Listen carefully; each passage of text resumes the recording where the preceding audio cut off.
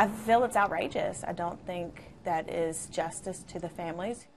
Tonight, some are calling it a DUI loophole that really needs to be closed. There are mandatory sentencing laws for DUI offenders, but if you cause a DUI fatality, it is very possible that you may not spend a single day in jail. It is a disturbing find that has Mothers Against Drunk Driving raising some questions.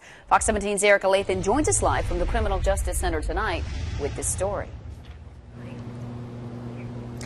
Well, Stacey, that's right. If you're arrested for DUI here in Davidson County, it's likely you'll end up here at the Criminal Justice Center. It's also where you could end up serving a mandatory 48 hours behind bars. But if you're involved in a fatal DUI crash, it's possible you might never spend a single day behind bars.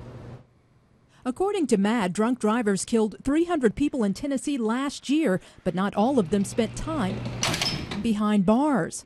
For a first-time DUI offense, there's a mandatory minimum of 48 hours.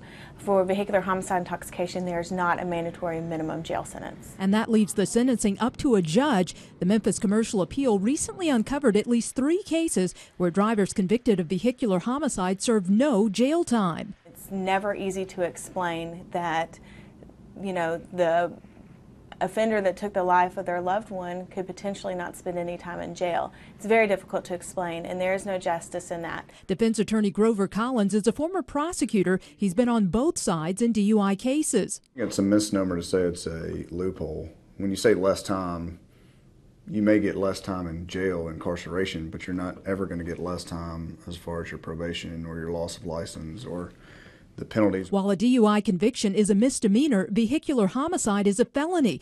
Collins says even if a judge suspends the sentence, you'll spend years on probation and the rest of your life as a convicted felon. Is the jail time for the family? And I'm sure it is. You know, that's usually what makes them feel better.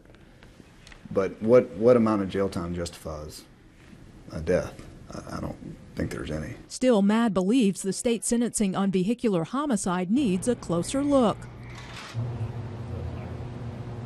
Defense attorneys and prosecutors note that each case is different and the judges have to consider all the circumstances involved. Still, Mothers Against Drunk Driving says they are planning a roundtable discussion soon with prosecutors and judges to discuss these sentencing laws. Live downtown, Erika Lathon, Fox 17 News.